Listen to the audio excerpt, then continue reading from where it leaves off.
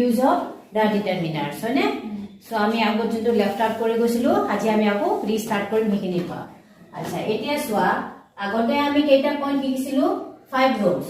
is it earlier we learned 5 rules of the use of the article so আজি আমি শিকিম rule number 6 okay so rule number 6 ত আমি কি ব্যৱহাৰ কৰিম যে superlative degree আগত কাৰ আগত superlative degree আগত কি ব্যৱহাৰ হয় the article ব্যৱহাৰ হয়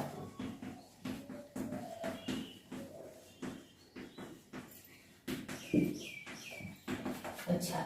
তো আমি কি গম পালো superlative degree আগত the article ব্যৱহাৰ হয় এতিয়া superlative degree মানে কি প্ৰথমে এটা জানিব লাগিব না নাই সো superlative degree কাক কোৱা হয় আমাৰ ডিগ্ৰী কেইটা